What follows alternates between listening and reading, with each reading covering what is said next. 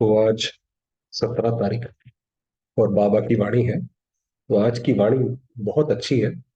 बाबा ने आज बताया कि जैसे दो तरीके के तारामंडल है।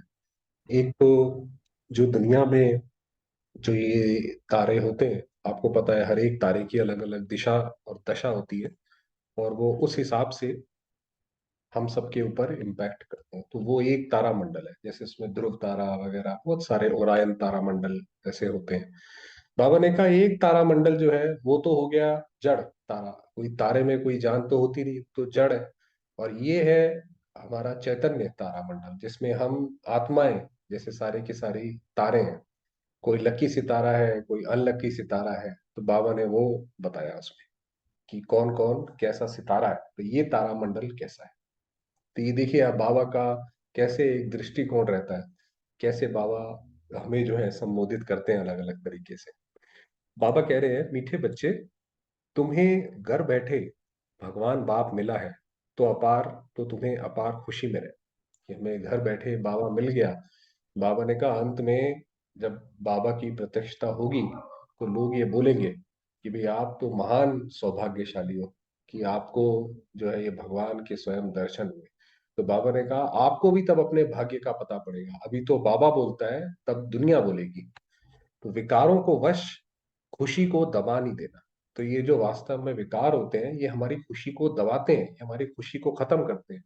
कोई भी विकार, चाहे काम क्रोध, लगेगा ऐसा कि हमने कोई इसमें अच्छा प्राप्त किया, क्रोध करेंगे, दुनिया में लोगों को लगता है देखो हमने इसको काबू में कर लिया, उससे वो खुशी, कोई खुशी थोड़ी है। शरीर भी बर्बाद करा, संबंध भी खराब करा, संबंध खराब किया, आगे के बाद जो कोई काम होगा वो कोई आपका आसानी से थोड़ी होगा, उसमें भी मेहनत करनी पड़ेगी। तो ये दुख हुआ है।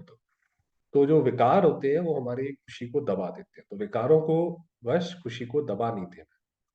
प्रश्न है, तुम बच्चों में लकी किसको कहेंगे और अनलकी किसको कहेंगे। अब बाबा कह रहे हैं लकी वह है जो बहुतों को आप समान बनाने की सेवा करते हैं। कहते हैं ना भाई ये लकी है, ये बहुत खुश नसीब है। क्या लकी है? ये जहां पे भी जाते हैं वहां काम बन जाता है, दूसरों का भी काम बन जाता है। ये इतने लकी है, ये हमारे लिए भी लकी है। तो यहाँ पे लकी वो है जो दूसरों को आप समान बनाने की सेवा करते हैं, सबको सुख देते हैं। भाई लकी होगा तो जरूर सुख देगा। और अनलकी वह जो सिर्फ सोते और खाते हैं, बस अपना जीवन बहुत अच्छे से चल रहा है, उठे, खाना खाया, फिर थोड़ी देर बाद सो गए। एक दो को दुख देते रहते हैं, उनका काम ही है इसको दुख उसको दुख। पुरुषार्थ में कमी होने से ही अनलकी बन जाते हैं। तो बाबा ने कहा पुरुषार्थ नहीं पूरा करते हैं, सबको दुख देते हैं, कर्म करेंगे उल्टा दुख देने का, तो फिर कहाँ से सुख धाम में जाएंगे, फिर थोड़ी सुख धाम में जाएंगे। तो बाबा ने कहा पुरुषार्थ में कमी होने से अनलकी बन जाते हैं। बाकी कोई ऐसा नहीं है कि कोई जैसे दुनिया में कहते हैं भाई किसी की कुंडली है या वो कुछ है, उससे कोई मतलब नहीं है। ये तो पुरुषार्थ के ऊपर है, पुरुषार्थ करो अनलकी से लकी बन जाओ, अगर ऐसा है भी तो। दूसरा प्रश्न है, जिन बच्चों के तीसरे नेत्र का ऑपरेशन सक्सेसफुल होता है उसकी निशानी क्या होगी। जो हमारा तीसरा नेत्र है वो धीरे धीरे करके खुलता जा रहा है। कैसे? हम जो है हर चीज को ज्ञान के नजरिए से देखते हैं। पहले हमारे साथ कुछ गलत होता था, हमें लगता था देखो ये कितना गलत, और अब हमें ज्ञान से पता पड़ा भाई ये तो ड्रामा है, ये तो कल्याणकारी है, इसमें तो कुछ गलत होता ही नहीं है। तो ऐसे ऐसे करके हमारा जो तीसरा नेत्र है वो धीरे धीरे करके खुलता जा रहा है। ऑपरेशन सक्सेसफुल माना पूरी तरीके से खुल जाएगा, और हर चीज हम ज्ञान की दृष्टिकोण से देखें। तो किसका सक्सेसफुल होता है? वह माया के तूफानों में घड़ी घड़ी गिरेंगे नहीं। उसकी निशानी ये है कि जो ऑपरेशन सक्सेसफुल हो गया, माना तीसरी आंख पूरी खिल गई, तो फिर माया के तूफानों में घड़ी घड़ी गिरेंगे नहीं, ठोकर नहीं खाएंगे कि भाई कुछ काम गलत करा। जैसे ठोकर का मतलब होता है पैर पत्थर पे लग गया, उसके बाद देखा कि अरे ये तो पत्थर था। तो उसी तरीके से कोई काम गलत कर दिया फिर बाद में पश्चाताप होता है, तो ये तो ठोकर खाना हो गया।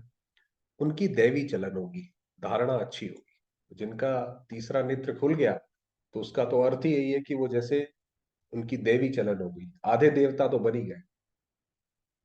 गीत है, छोड़ भी दे आकाश सिंहासन। ओम शांति। शिव भगवान उवाच, वह ऐसे भी कह सकते हैं गीता के भगवान शिव भगवान उवाच। गीता का नाम लिया जाता है क्योंकि गीता को ही खंडन किया गया है। वही कहते हैं किसी देश को आपने अगर बर्बाद करना है तो एक तो तरीका ये है कि जैसे रशिया यूक्रेन का कर रहा है, बम गिरा दो, वो कर दो, वो कर दो। दूसरा है कि उसके शास्त्र खराब कर दो, उसकी पढ़ाई, एजुकेशन सिस्टम। अंग्रेजों ने भी भारत को जब गुलाम बनाया तो उन्होंने यहाँ का एजुकेशन सिस्टम तोड़ दिया। तो बाबा ने कहा इसीलिए एजुकेशन सिस्टम में भी सबसे बड़ी बात उसका शास्त्र। तो बाबा ने कहा हमने गीता को खंडन किया है, तो इसलिए गीता का नाम लिया जाता है। सारा मदार इस पर है कि गीता श्री कृष्ण साकार देवता ने नहीं गाई है, और श्री कृष्ण ने राजयोग नहीं सिखाया है। वह श्री कृष्ण द्वारा आदि सनातन देवी देवता धर्म की स्थापना नहीं हुई है, क्योंकि श्री कृष्ण शरीरधारी है। अगर आप शरीर ले आए तो बाकी सारे प्रश्न भी उसके साथ साथ आएंगे। भाई शरीरधारी एकदम से कैसे आ गया, जरूर माँ के गर्भ में आया होगा।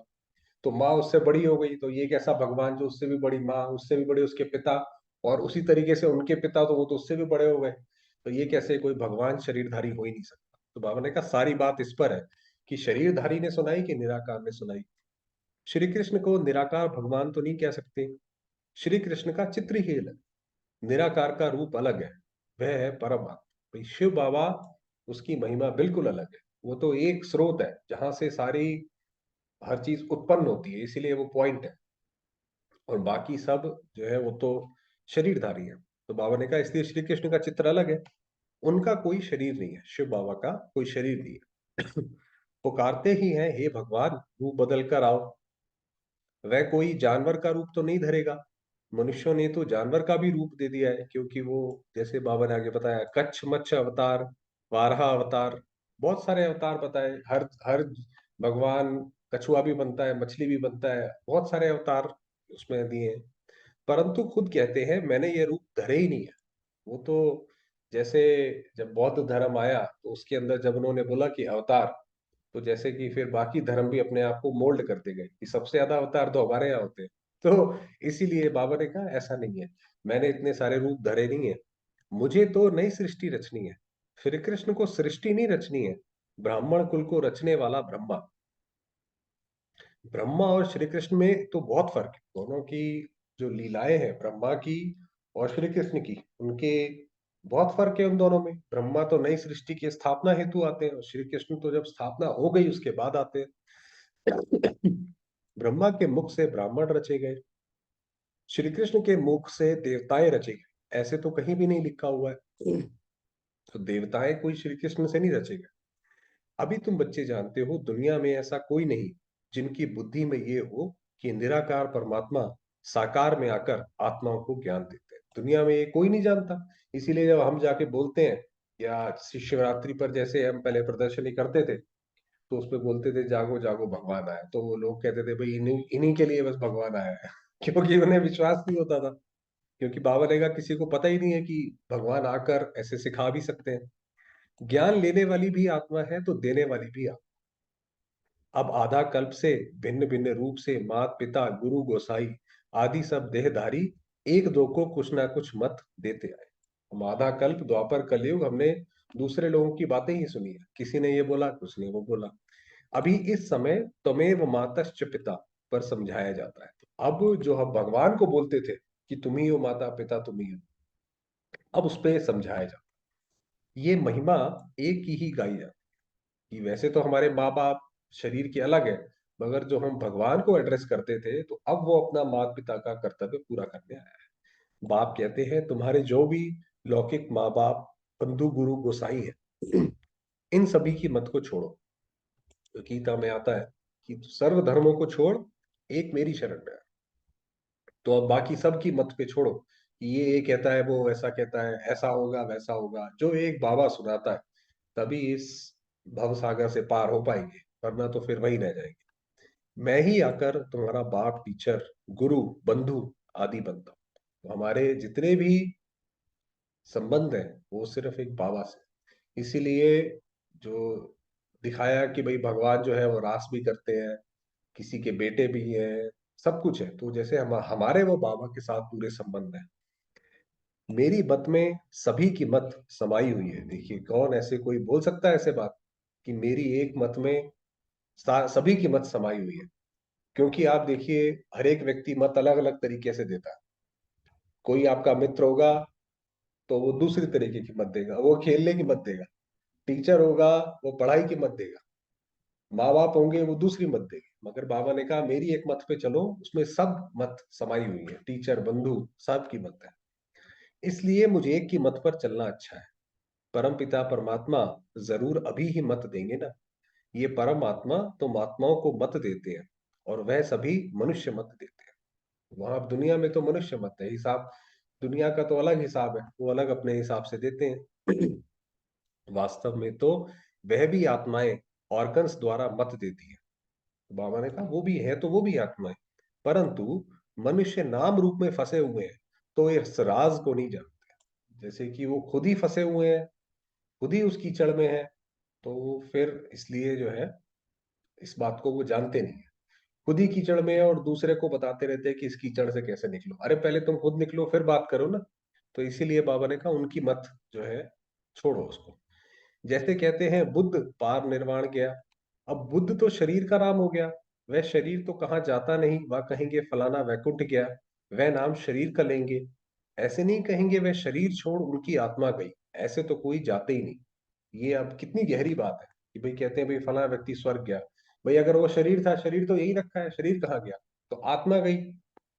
तो तुम समझते हो आत्मा को ही स्वर्ग में जाना है, आत्मा कोई स्वर्ग से यहां नहीं आती, आते सब परम धाम से हैं। जाते हैं हम स्वर्ग, जाएंगे हम स्वर्ग वाया परम धाम, मगर जब आते हैं तो फिर आते भी वाया परम धाम। ये नॉलेज तुम बच्चों की बुद्धि में है। तुम जानते हो इस सृष्टि पर पहले देवी देवताओं की आत्माएं थी। तो ये जब सृष्टि जब ये शुरुआत हुई, तो ये दिल्ली ही जैसे परिस्थान थी, तो यहीं पे ही देवी देवता जो है विराजमान थे, जिन्होंने सतयुग में पार्ट बजाया। तुम्हारी बुद्धि में आत्मा और परमात्मा का पूरा परिचय, तो अब हमारी बुद्धि में पूरा बैठ गया कि शिव बाबा कौन, हम कैसे जन्म लेते हैं।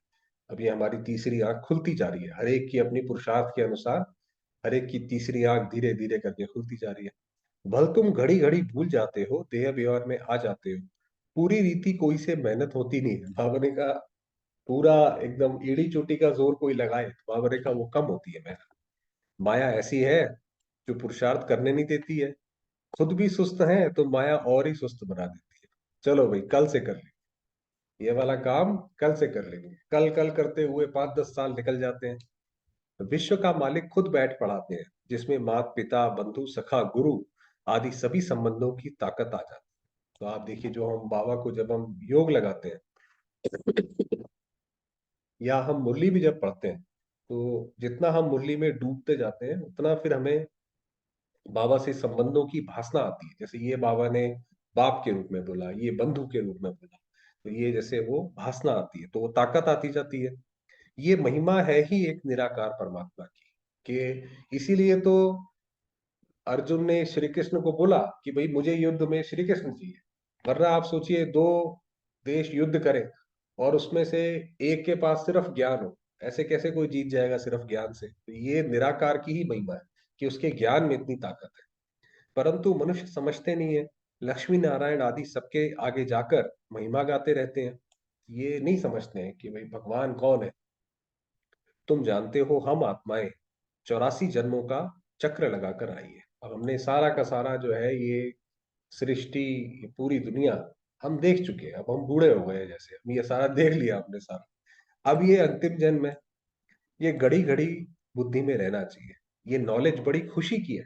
ये नॉलेज जब हम खासकर अभी जैसे अमृत वेले का करते हैं, तो अमृत वेले अगर कोई ये अपने अंदर धारण कर ले तो इतनी खुशी होती है जिसका कोई पारावार नहीं है। ऐसा बेहद का बाप स्वयं तुम बच्चों के और कोई को मिलता नहीं है। विवेक भी कहता है परमपिता परमात्मा का जो बच्चा बना है, उनकी खुशी का पारावार नहीं होना चाहिए। जब हमने बाबा को पा लिया तो फिर तो हमारी खुशी जो है जैसे आसमान से भी ऊपर जाए। परंतु लोभ मोह आदि विकार आने से खुशी को दबा देते हैं।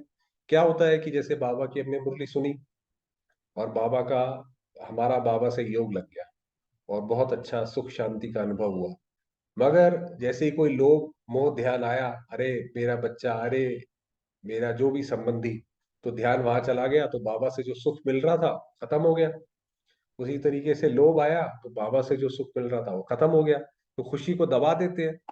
इन विकारों ने ही सारी दुनिया की खुशी को दबा दिया। दुनिया समझती है विकार ही ये आनंद है, विकार ही तो सब कुछ है, जिसके पास जितना पैसा उतना वो बड़ा विकारी। तो बाबा ने कहा दुनिया में तो ये लगता है, तुमको तो घर बैठे बाप आकर मिला है, भारत में आए हैं। तो मैंने कहा इन विकारों ने इस सारी दुनिया की खुशी को दबा दिया है, तुमको तो घर बैठे बाप आकर मिला है, भारत में आए हैं। भारतवासियों का तो भारत घर है ना, परंतु आएंगे तो जरूर एक घर में। इसीलिए जैसे हमेशा हम बात करते हैं कि हिस्ट्री में जो है भारत की इतनी महिमा इसीलिए है कि वास्तव में यहाँ पे स्वयं भगवान आए। भगवान कोई छोटी जगह थोड़ी आएंगे। भाई कोई प्रधानमंत्री भी, राष्ट्रपति भी किसी देश में जाते हैं तो उस देश की जो सबसे अच्छी जगह है वहां पे उनको बुलाया जाता है। इसी तरीके से जब भगवान यहाँ पर आते हैं तो इस सृष्टि में सबसे अच्छी जगह है भारत, सबसे बड़ा तीर्थ स्थान है भारत, भारत में आते हैं। ऐसे तो नहीं घर घर में आएंगे, माना कि भारत में आए हैं तो जरूर भारत घर है, जरूर एक घर में आएंगे। ऐसे तो नहीं घर घर में आएंगे, फिर तो सर्वव्यापी हो गया कि आज बाबा यहाँ आ जाए, कल अमेरिका में आ जाए, फिर रूस में आ जाए। नहीं, वे आएंगे तो जरूर पतितों को पावन बनाए। आने का उनका एक पर्पस है। भाई आप कहीं जाते हो, लोग पूछते हैं भाई कैसे आ रहा है तो ऐसे ही शिव बाबा का पर्पस है, पतितों को पावन बनाएंगे। दुनिया तो समझती है श्री कृष्ण आएगा, परंतु तुम जानते हो परम पिता परमात्मा आया हुआ है, जो पतित पावन ज्ञान का सागर है। उनका नाम वास्तव में रुद्र है, ये शिव बाबा के नाम है। ये बड़े से बड़ी भूल है जब ये समझे कि वे बेहद का बाप सारी सृष्टि का रचयिता है, तो खुशी का पाला चलता है। ये वास्तव में जो ये अलगाववाद है कि हर एक धर्म अलग अलग है, सारे मनुष्य एक दूसरे से अलग अलग अपने को अनुभव करते हैं, क्योंकि ये नहीं पता कि हम सबका बाप एक है। ऐसे बाप से तो जरूर वर्षा मिलेगा, श्री कृष्ण से तो वर्षा मिल ना सके, इन बातों पर भी किसकी बुद्धि नहीं चलती। दुनिया तो सारी शूद्र संप्रदाय है। दुनिया में तो सब लोग जैसे शूद्र संप्रदाय। शूद्र माना कोई ये जाति की बात नहीं है, कर्म की बात है। जैसे शूद्र को यहाँ पे कि सारा काम गलत करते हैं, एक दूसरे को दुखी देंगे, कोई मैनर्स नहीं है, कुछ नहीं है। ब्राह्मण भी सिर्फ कहलाने मात्र है। तुम ब्राह्मण जब विचार सागर मंथन करो तब औरों को भी परिचय दे सकते। श्री कृष्ण को तो सब जानते हैं, सिर्फ कोई कहते राधे कृष्ण स्वर्ग के हैं, फिर कोई द्वापर में ठोक देते हैं, ये भी मूंज कर दिया। तो माना जो है दुनिया में तो सब कुछ ऐसे ही, बस जैसे भगवान भरोसे सब दुनिया चल रही है, और वो जब थोड़ा सा उसमें हलचल होगी तो इसीलिए विनाश हो जाएगा। तो जैसे एकदम अंधेरा है, तो ईश्वर तो ज्ञान का सागर है। तुम ईश्वरीय संप्रदाय में ही ज्ञान आ सकता। पूरी मुरली जो अभी तक पढ़ी वो यही थी कि कैसे श्री कृष्ण ने ज्ञान नहीं दिया, ये निराकार का ज्ञान है। पूरी मुरली में अभी तक ये बताया। चलिए समय हुआ है वरदान पर। वरदान दिया शांति की शक्ति द्वारा सर्व को आकर्षित करने वाले। आप देखेंगे वरदान भी पिछले 2-3 दिनों से शांति, साइलेंस, इसके ऊपर आ रहे हैं। तो शांति की शक्ति द्वारा सर्व को आकर्षित करने वाले मास्टर शांति देवा। हमारी शांति की शक्ति ऐसी हो कि दूसरी आत्माएं उससे खिंचे कि ये देखो कितना शांति में रहते हैं। जैसे वाणी द्वारा सेवा करने का तरीका आ गया है कि अब हम दूसरे को ज्ञान समझा पाते हैं, इतना डिफिकल्ट ज्ञान, नया ज्ञान फिर भी जो है हम समझा लेते हैं, तो ये जैसे वाणी का तरीका आ गया। तो ऐसे अब शांति का तीर लगाओ। इस शांति की शक्ति द्वारा रेत में भी हरियाली कर सकते हो। रेत में भी हरियाली कर सकते हो माना कि सामने वाला व्यक्ति बिल्कुल ज्ञान का एंटी हो, ना पसंद करता हो, ना बाबा का ज्ञान, ना बाबा, ना ब्रह्मा कुमारी, कुछ भी नहीं पसंद करता हो, तब भी आप उसके मन में हरियाली पैदा कर सकते हो शांति की शक्ति से। ये अर्थ है। कितना भी कड़ा पहाड़ कड़ा पहाड़ों माना वही जैसे कितना भी अपोज करता हो, उसमें भी पानी निकाल सकते हो, वो भी झुक जाएगा, मन से जो आपके प्रति झुक जाएगा। इस शांति की महान शक्ति को संकल्प, बोल और कर्म में प्रैक्टिकल लाओ। ऐसा नहीं हमारा मन तो शांत है जी, ऊपर से बस गुस्सा तो करना ही पड़ता है ना, ऐसा नहीं, प्रैक्टिकल में लाओ तो मास्टर शांति देवा बन जाए। तो तब फिर शांति देवा कहलाएंगे। जो बाबा हमें टाइटल देता है, तभी तो शांति देंगे, तभी तो शांति के देवता कहलाएंगे। फिर शांति की किरणें विश्व की सर्व आत्माओं को शांति की अनुभूति की तरफ आकर्षित करेगी। ये खासकर आप देखेंगे कि ये सिर्फ ब्रह्मा कुमारी के ही सेशंस में या सभाओं में होता है कि लोगों को शांति का अनुभव, बाबा ने भी बोला हुआ और ये वैसे भी जो एक्सपीरियंस सुनाते हैं उसमें होता है। तो वो आकर्षित करेगी और आप शांति के चुंबक बन जाएंगे। तो उनको ऐसा लगेगा कि इनसे हम बात करें ताकि हमारे मन में थोड़ी शांति है, तो शांति के चुंबक बन जाए। स्लोगन है, आत्माभिमानी स्थिति का व्रत धारण कर। कि जैसे दुनिया में व्रत रखते हैं, वो तो सिर्फ खाने का व्रत रखते हैं, वो तो बहुत आसान है, उसमें क्या है, एक दिन खाना नहीं भी खाया तो क्या बात।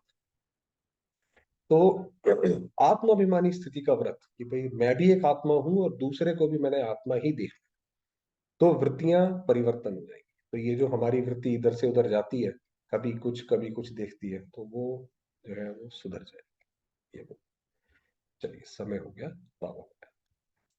शांति देवा।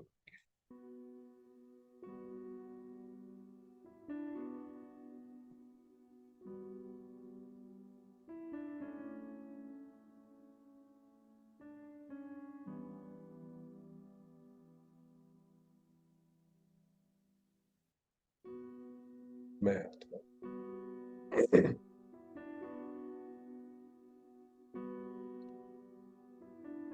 ज्योति।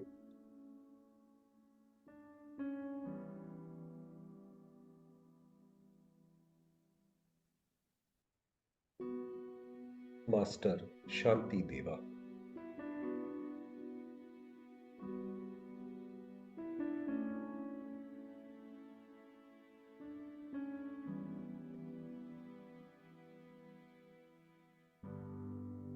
शांति की किरणें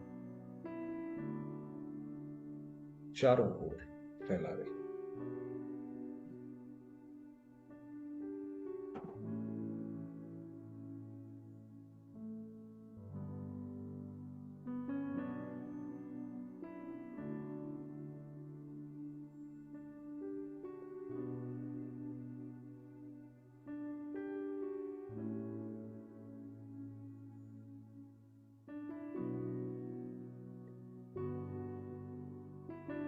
ये शरीर मेरा मंदिर है।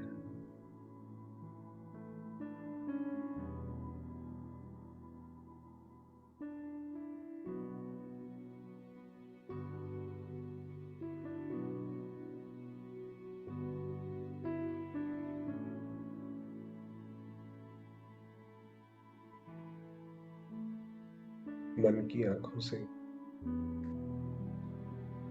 मीठे बाबा को देखेंगे, परम धाम में।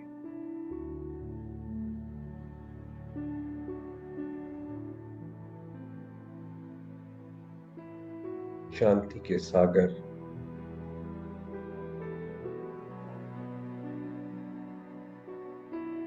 स्नेह मूर्त,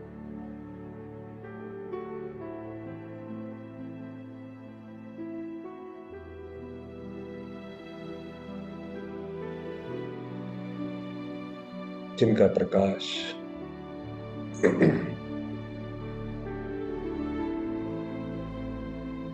संपूर्ण परम धाम में फैला हुआ है।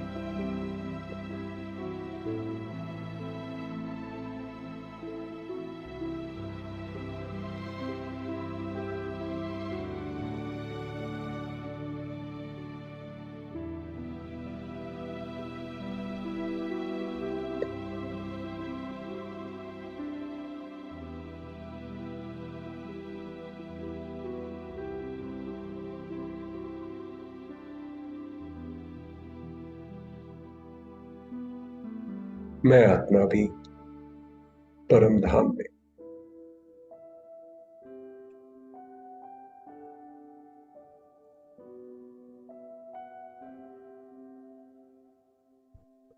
शांति सूर्य की अथाह किरणें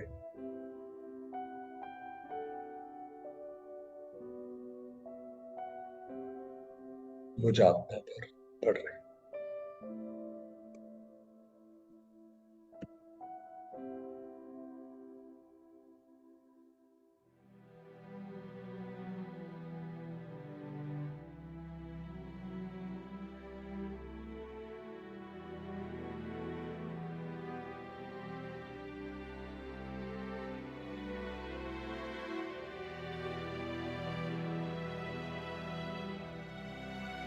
मैं आत्मा शांति का चंद्रमा।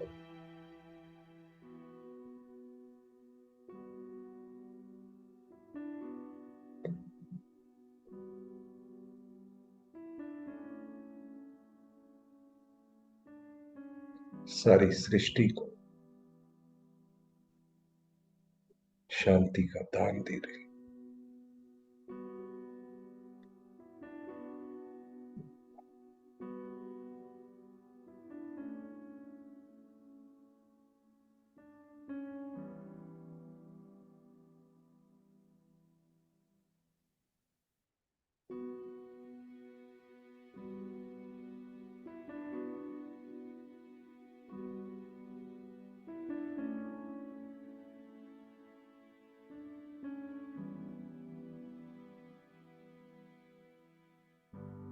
सारे संसार में शांति की किरणें व्याप्त हैं।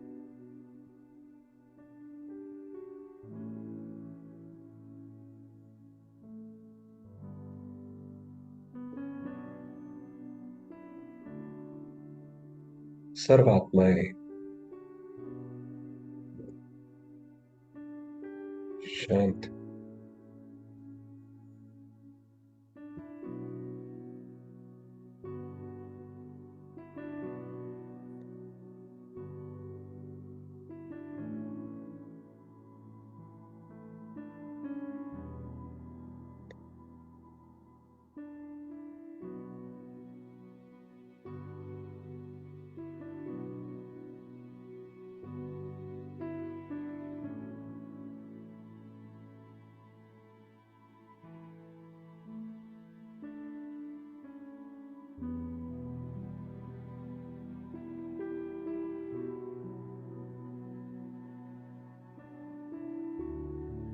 और मैं आत्मा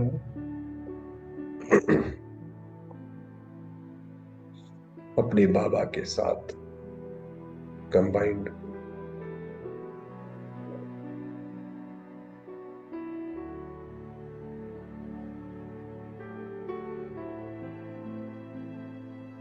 सृष्टि पर